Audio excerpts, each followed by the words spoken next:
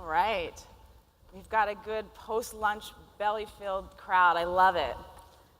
Thank you guys for coming and listening to us today. My name is Danielle Aldridge. I'm the president of Crispin, Porter, and Bogusky, and I am truly excited to be moderating today's session.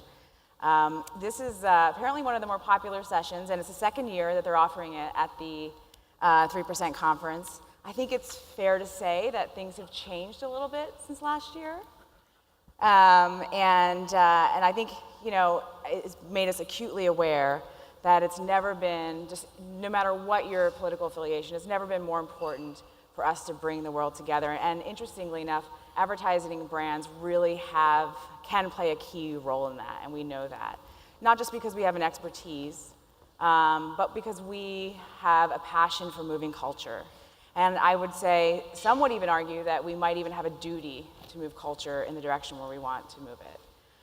The panels we have today are probably the most inspiring examples you will find of people who believe this and are doing things, creating things that are moving our culture forward for the sake of doing good in the world. So I'm going to take a few minutes and introduce them, give them their proper introduction. We'll start with, to my left, Mira. Mira Kadora is a conceptual interactive artist and founder and executive creative director of Red & Co., an agency that exists to create meaningful work. Red & Co. created the Made with Code initiative for Google to inspire a new generation of girl coders, and recently helped Lululemon define their brand strategy and launch a film discovery platform called Film, which humanizes the way we search. Mira has worked in advertising for 16 years, 10 of those at Wieden+Kennedy in the US and UK, and has created powerful work for Nike and many others. All right, you're welcome. Next, we have Kwame Taylor Hayford, who does not like the hyphen. He's a co-founder of Saturday Morning, an organization that helps promote peace, generates love, raises awareness of injustice, and fights for fairness to create change and understanding between all races. He's also managing director of brand development at Chobani, the food-focused wellness brand known for delicious yogurt. Prior to Chobani, Kwame was a partner at Sid Lee and has led integrated production for Anomaly and Saatchi in New York, and worked on global campaigns for Apple and Media Arts Labs.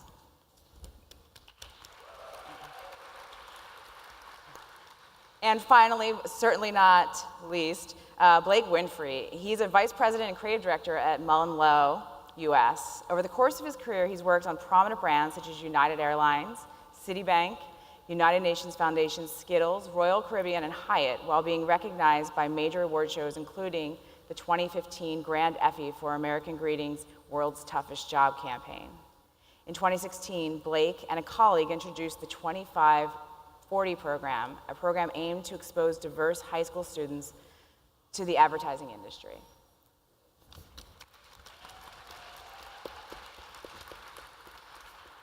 So since this is a creative director track, obviously I think what we're most interested in seeing is some of the amazing work that our panelists have done. So we're going to start with Mira. She's going to talk a little bit about the Google initiative.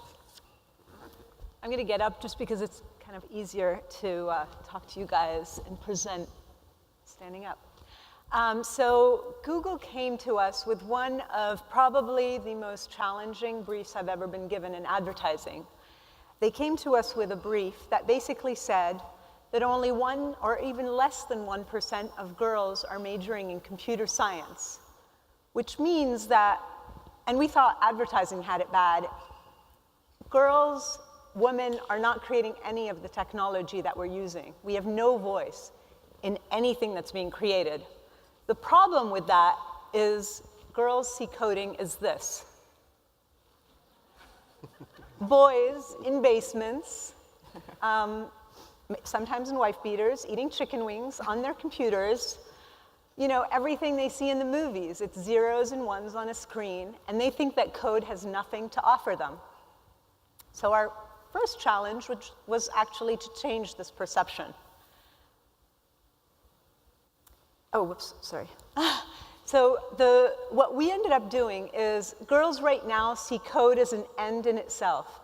And we thought, what if we started talking about code as a means to something bigger as a means to an end instead of an end in itself? What if we started talking about code as a way to something that girls were already passionate and interested in?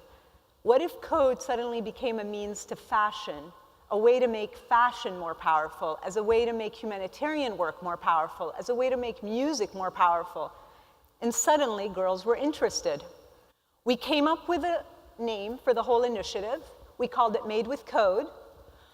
The whole idea was basically that things you love are made with code. That was our tagline. And what we ended up doing is creating an initiative that was way more complex and bigger than any single communication thing that I've ever created throughout my career. I'm going to play this first film, and then we'll go into the details of the initiative.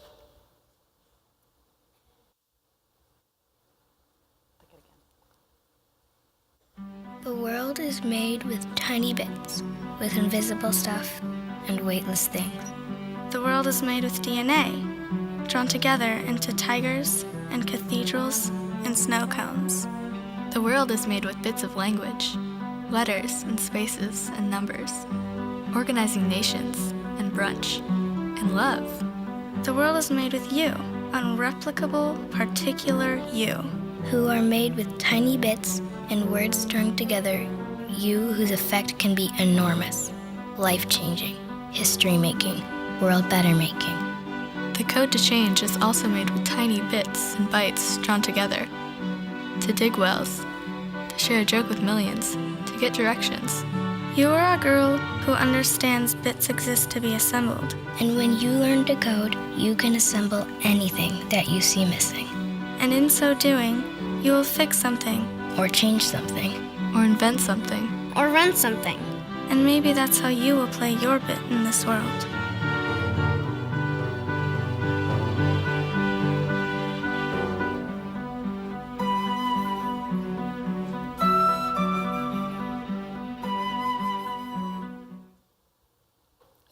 So we basically created Made with Code, and Made with Code was, we basically thought we can't just create 1 or 2 or 3 pieces of communication and actually create fundamental change.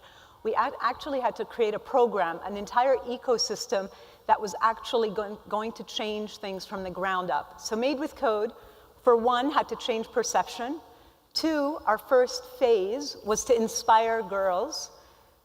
And not only girls, but also educators and parents. So how do you know that code is powerful or useful or anything as a parent or an educator if nobody's ever told you or nobody's ever explained to you? So we created that first film that you saw to actually reach educators and parents.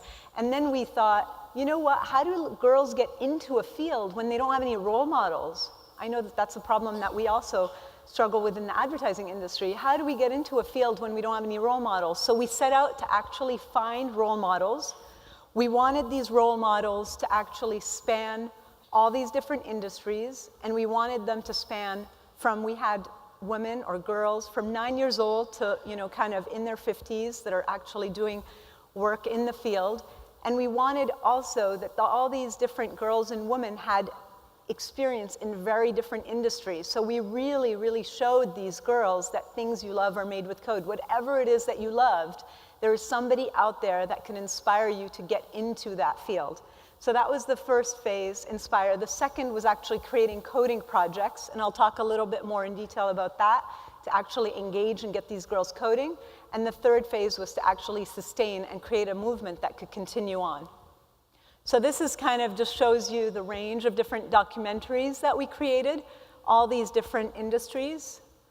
And we basically found women, and this was one of the more challenging parts of the project, actually finding these women. You couldn't just get, a few years ago, it wasn't just like I could get online and Google women in tech and a whole bunch of women came up. We actually, did a lot of cold calling and called universities and high schools and all sorts of different places to actually find these women. So I'm just going to play one documentary. We did a ton of these. We did over 12 of these, so.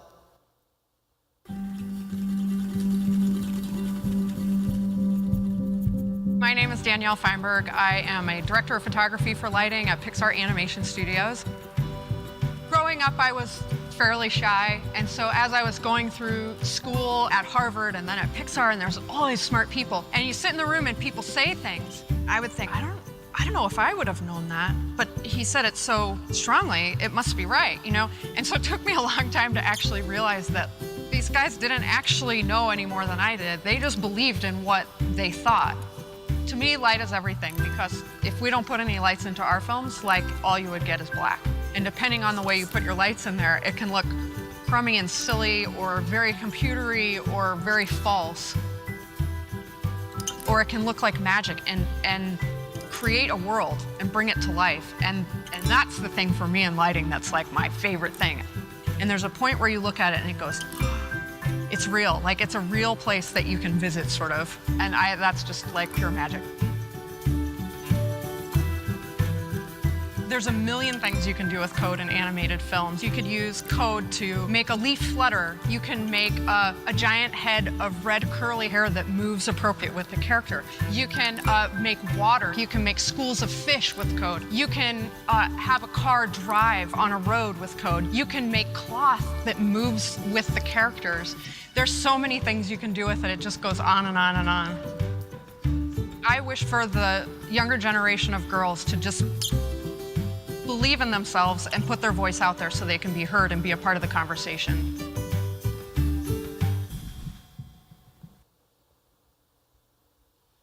So next, we had to engage these girls.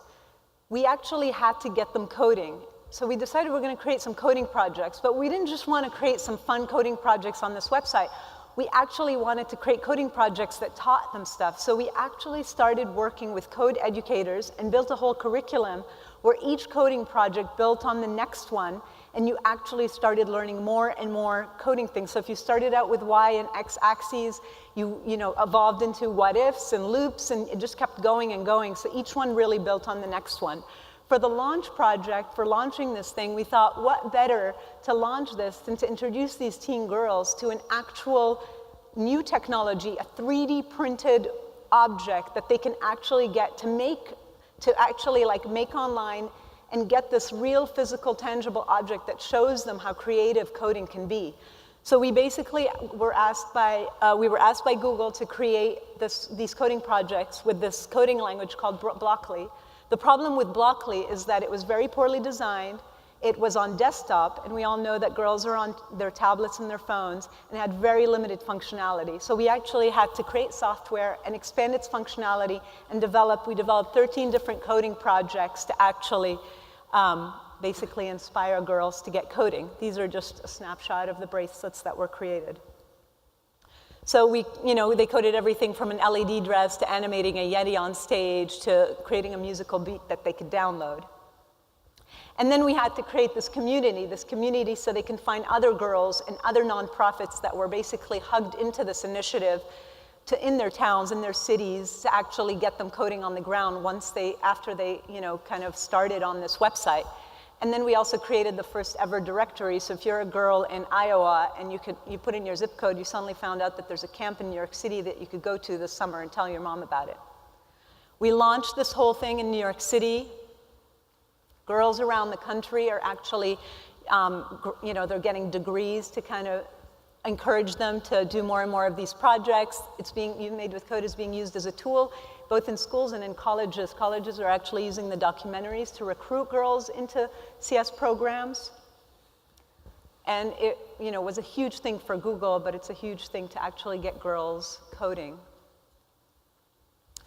The objective for this whole initiative was 1 million girls coding. After 6 months, we had 5 million girls coding projects on madewithcode.com, and Made with Code is now an actual department at Google.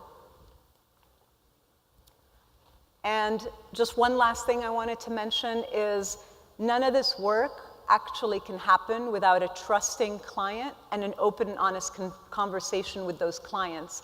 To trust you to actually do work that is powerful takes a lot of trust and takes a lot of actually trusting the partner that you work with. And we could not be more grateful for Google in supporting us to help them bring this all to life. Thank you.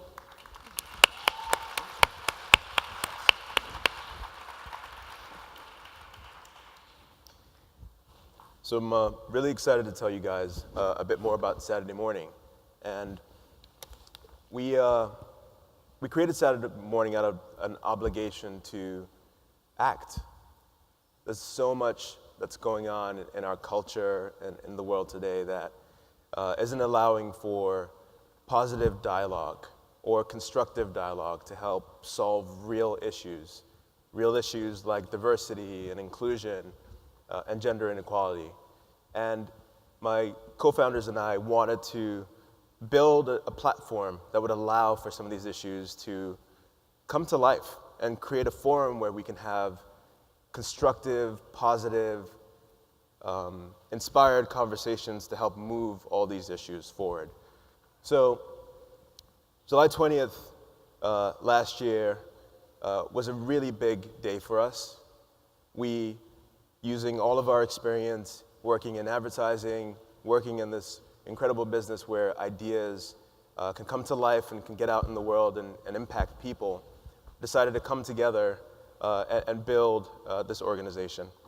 And we've pledged that it's always going to be an organization that continues to kind of build awareness for these issues. We're all about promoting change. And it's not just about people of color, it's about getting everyone engaged in this dialogue, because that's the only way we're going to be able to impact the change that we're looking to see and have a very constructive conversation. I think it's really important to call out that since we launched Saturday Morning, there's been a huge outpouring of support globally. And that says a lot to me. That says these issues aren't just isolated to our country or our culture. The things that are resonating as much here in the US, in the south side of Chicago, as they are in the Philippines, where there's a lot of sort of concern around public safety and how the drug situation is being addressed. There's also been a lot of shares, and that says to us that we are having success in creating a conversation around these challenges. I'll skip ahead to a big initiative that we launched with, and this was the idea that annually we would put out what we call a peace brief. And it's a brief that is inspired by an issue that we're seeing in culture and that we want people to help us solve. And we put the challenge out to individuals, to organizations, to brands. And we built a platform online where we've asked for ideas. We want ideas from lots of different spheres, from lots of different points of view. We then review these ideas, we curate them, and then we come together as an organization and we help make them real. We put them out in the world so that they can have an impact and so people can engage with them and hopefully help drive this dialogue forward. So the inaugural peace brief that we announced last summer was around the police and the community. There'd been so much in the news about how these two sort of groups weren't really seeing eye to eye and weren't getting along and weren't able to, again, have a constructive relationship. So we asked people, how can we increase the understanding between the police and the communities that they serve? And we got a great response. There were a ton of awesome ideas, and we ended up landing on one very specific idea. And we evaluated these ideas through lots of different filters, but one of the big ones was we wanted something that was simple and actionable, and something that would actually help create change. I'll show you a few sort of images to sort of lead into this, and then I'll describe exactly how we got through sort of developing the idea and putting it into production. And again, it's kind of simple idea, make a difference. And our very sort of strong point of view is that it can. So the peace brief is a garment. And it's a garment that you wear, and it's a garment that helps provide a lot more context and helps humanize people. And in a situation where tensions are high and suspicions are high, and it's unclear people's motivation, a simple statement can help de-escalate and can help provide context and can help people understand that I'm a human, I'm a person. I have a family, I have a life. I'm a lot more like you than you think. And from our perspective, having this sort of a statement displayed at a very critical moment can help ratchet down some of the tension that we're seeing and can help people, again, remove themselves from the immediate context and embrace the reality that this person that they're dealing with is a lot more like them than they previously thought. So we launched with 3 peace briefs with 3 very specific statements. My life matters, I'm a father, and of course, please don't shoot. And we are selling them online. I think this garment, in the right context, has an incredible ability to ratchet down tension and to make people sort of step back and think.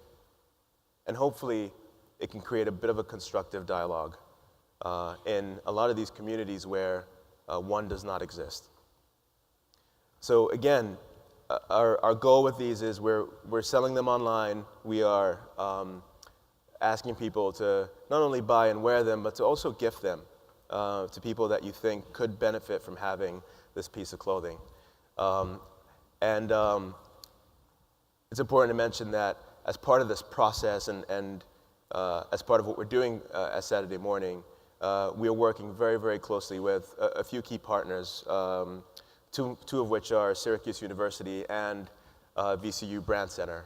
And we're taking the proceeds from the sale of these briefs and rolling those into scholarships to help students have an entry into our business, which I think, again, has the power to impact a ton of change with the right ideas, with the right support, and of course with the right perspectives from a diverse group of talent. I also wanted to mention that we're working very closely with our good friends at Working Not Working. And we are authoring a program with them that will allow for, again, more diverse talent, more diverse ideas and thinking to come into the business. And I think this is really, really close to our hearts and very important to us because that's the only way that we can get the points of views that we're putting out there collectively evolved and more reflective of the culture that we live in. I'll quickly mention that we are wrapping up work on our 2017 Peace Brief, and we are now introducing our 2018 Peace Brief, which is all around education. And I think some of these stats are quite harrowing. And what we're looking to do is change that. So we're asking people, again, to contribute ideas around how we can get the educational disparity that exists in our culture addressed, and how we can get that to be much less pervasive, and how we can get, again, all of our communities much better connected. So you can go to our website at saturdaymorning.co, again, contribute some thinking, and we're excited that we have really strong partnerships with the Emerson Collective and with P&G and Twitter, and these are all brands who are happy to invest and work with us to bring these ideas to life. Thank you. Definitely join us. I think we could use all the help we can get.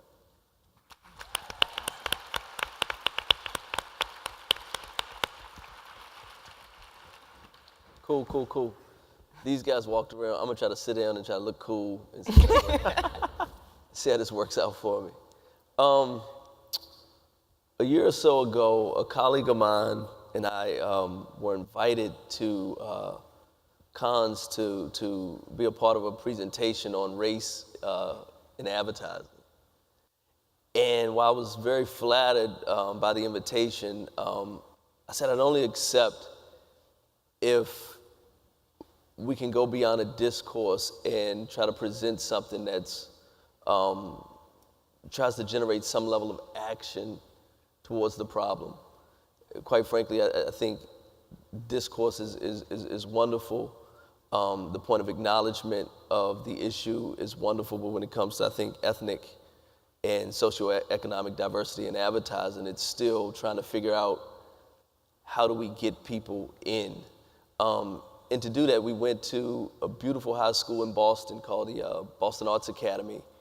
And we began a little bit of a journey to try to figure out why aren't these kids, one, being invited or dismissing the idea of having a life or a career in advertising and looking at a future in advertising. And so this film is just a little short film that does that, and then I'll tell you sort of what we did this year and what we hope to do as we kind of move forward.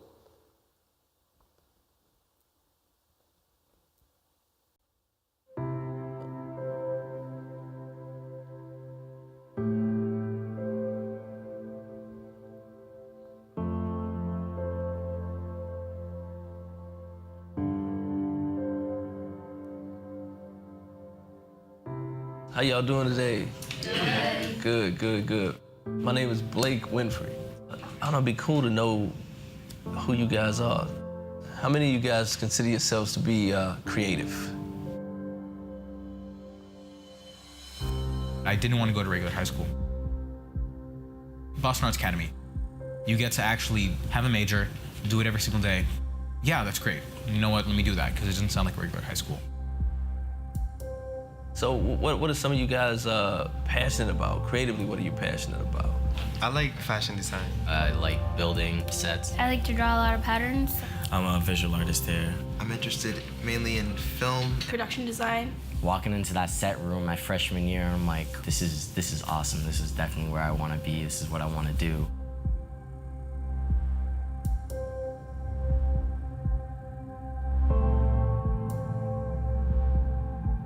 Show of hands. How many of you guys know someone who works at an advertising agency? When you hear the word advertising, what do you guys think about? I don't know much about advertising. I know from an outsider's point of view. I've never heard about advertising jobs. I feel like there's a lot of aspects that goes into it, and I'm assuming not just one person does everything. I just don't know specifically what they are. It's a lot of manipulation. And I think of food commercials and like food posters. I watched all of Bad Men, if that's what you're asking.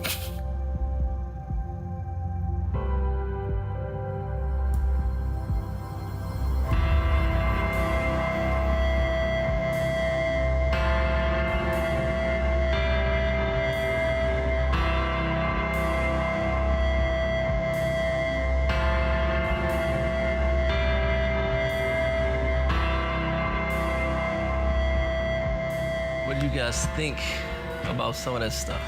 You know the saying, it went to 0 to 100? I just went on an emotional roller coaster. Advertising has a way of changing the world. World issues or body image issues or things can be, I think, showcased. Through that, I think that does show some type of progression. It's good to know that there are, people and places that they make it for other reasons besides just making money. Could any of you guys ever see yourself working in the field of advertising? I can see myself possibly do some type of production design and design the set. I could see myself doing advertisement. I knew there's some directors that do music video work and other stuff, but not many big names in commercial work. But yeah, I'd definitely consider. I think it'd be really cool to do advertising because nobody I know who grows up, I want to be an advertiser, I guess if there was the opportunity for a group of people like myself, an agency like us, to work alongside you guys, how many of you guys would be interested in at least taking the journey with us?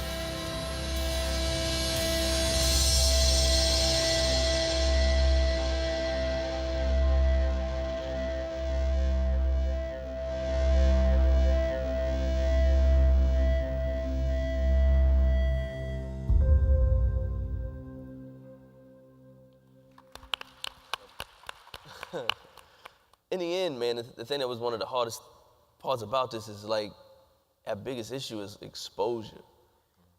They don't come because we never asked them to come. For a group of communicators, that's a sin and a shame. That shouldn't be the case. So from that and through that bit of knowledge, we created the 2540 Project based on the notion or the long-term goal that if perennially we could get 25 agencies each to expose 40 creative high school age students in high school, because that's a point in these kids' life where they're thinking about who they want to be, what they want to be post-graduating high school and looking at a career. We'd create 1,000 exposures a year. And it's not a matter of selling these kids on advertising. Creativity will do that, right? Yeah, but it's a matter of just showing them that we exist, showing them that there's an opportunity, and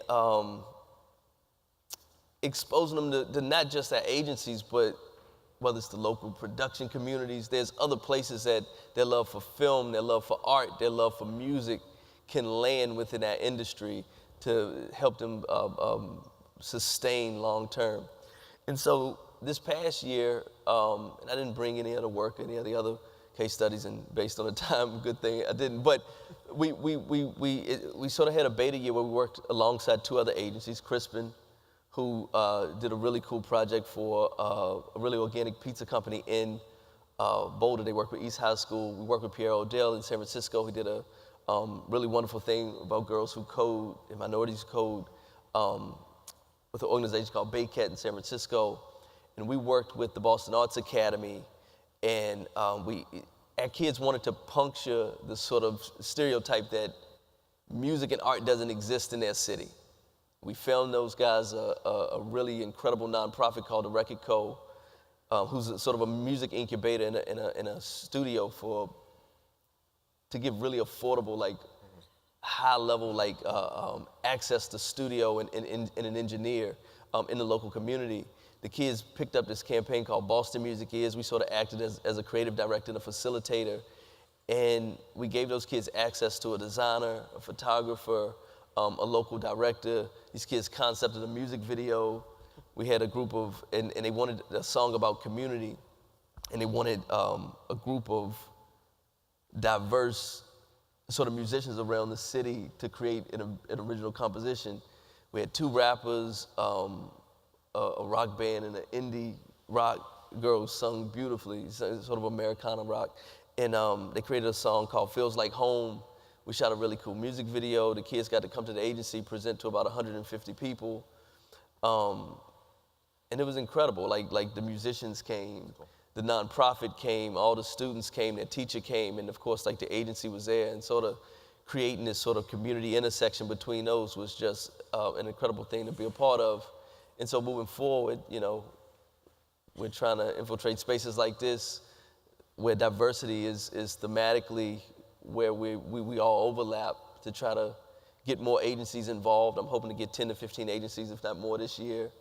And to kind of keep this thing rolling and to try to create a level of exposure for these kids to come play with us a little bit. Cool. Awesome.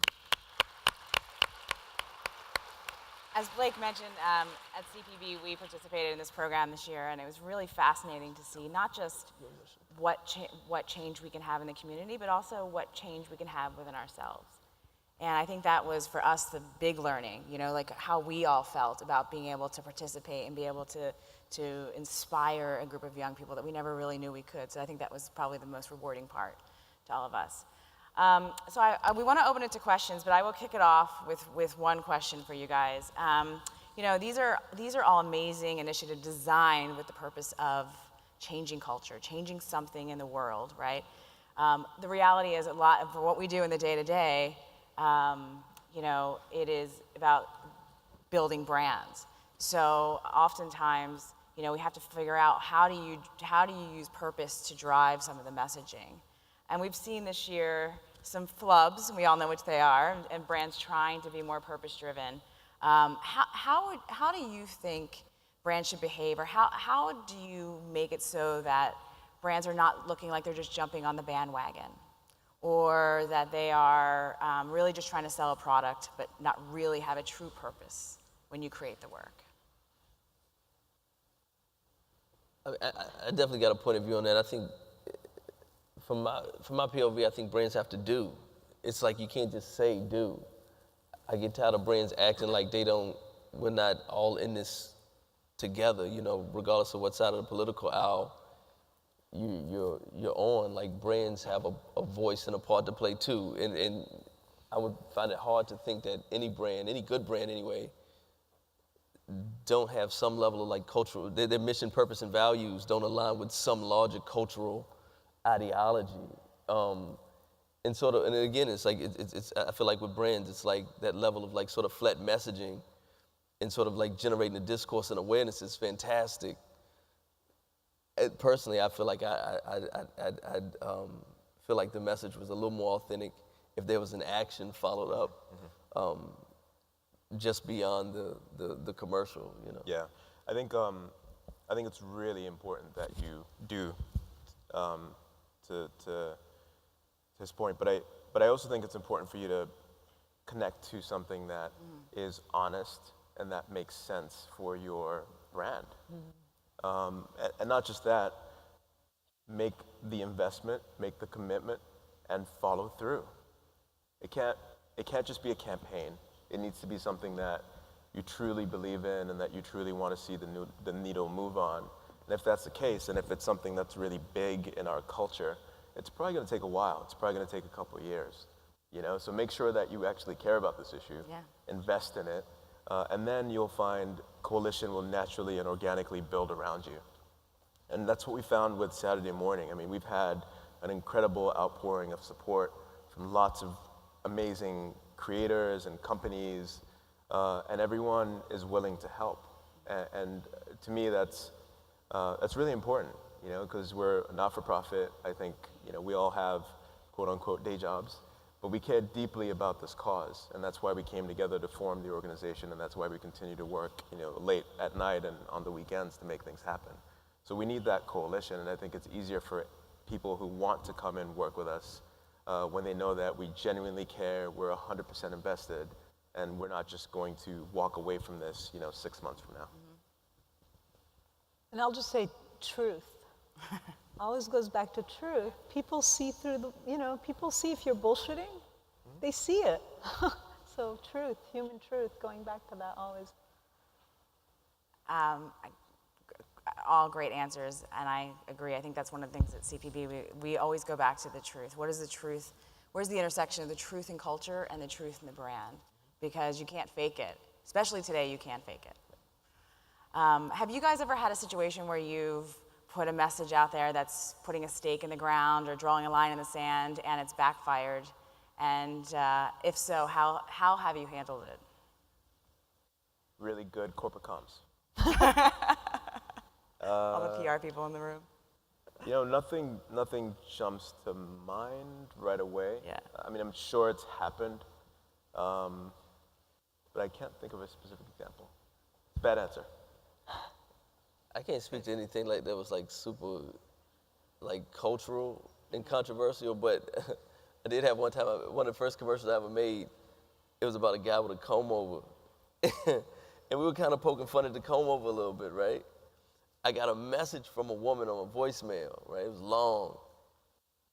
And she crushed me, man. She was like, my son's like 20, and he's dealing with like early baldness. And how dare you create an ad making fun of that? And I felt like shit. I was like, wow, man, that's horrible, man. Like, I didn't mean to make anybody feel bad at all. It was the worst. But nothing like on a social, cultural level. That's good. Yeah. That's good. Well, I think it's, you know, it serves you well to think through all of the potential outcomes. You know, for us, I know it can be difficult to convince your clients that when you do put a stake in the ground, that there are going to be people who disagree with you. And I think what I'm seeing is brands being much more open-minded to that, saying, okay, I'm ready to do this. I'm ready to stand for something, which is very powerful. We're running out of time. I want to leave you guys, I have one question for the three of you. What would you like to see more of in our industry as it relates to, you know, creating more good in the world? Loaded question. It's a good one. I'd love to see more partnership and more collaboration, you know, and I think the example of 2540 and having lots of different agencies kind of come together and make something, I think that's beautiful. And I think, again, the more people can come together and collaborate and build interesting projects or drive things, the more impact we're going to have on moving some of these really big issues forward. Because I think we can for sure all attack it individually, but if we can get together and build together, we'll get much, much farther and much faster. Yeah, I definitely second that. I mean,